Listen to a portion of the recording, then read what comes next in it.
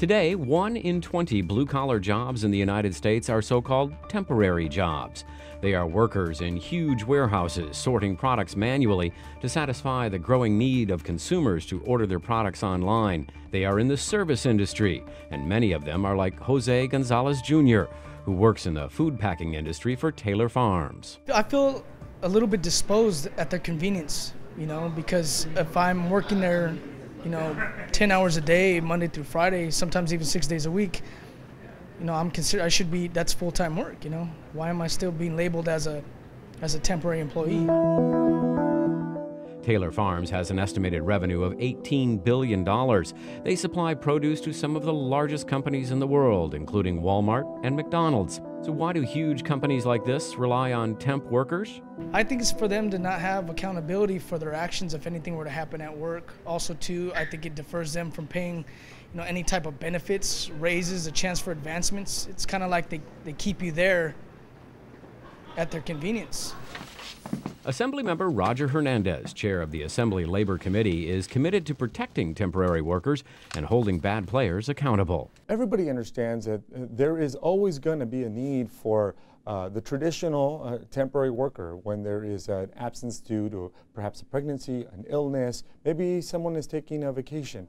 There's always going to be a need for temp working.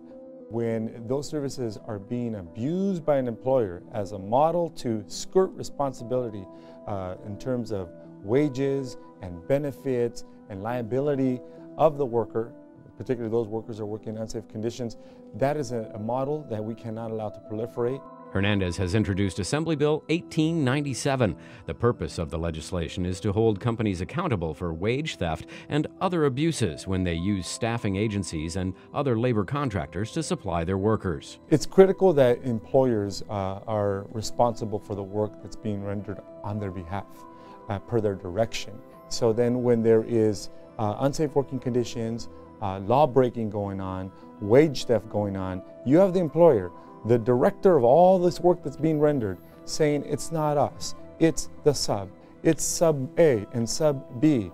And the unfortunate thing about it is that the workers increasingly are the ones that are losing more and more every day. I've been there 7 months with not any acknowledgement of a possibility of getting rolled over. I'll be temporary my whole life. This wasn't even the first temp agency that I worked for. I worked for another temp agency for 4 years. Still, Gonzalez feels worse for those older workers without any possibility of advancement. There's people there who've been there 10, 15 years who are still making the same amount of money under these contractors. It's a kind of model that's actually growing poverty in California, and that's why this bill seeks to make sure that employers are incentivized in doing the right thing by understanding that they will be held liable when they use these models that are abusive towards the worker. For the good actors, the good employers that do the right thing, that take care of their workers, this is something that they will be standing up and cheering for. This report was produced by the Speaker's Office of Member Services.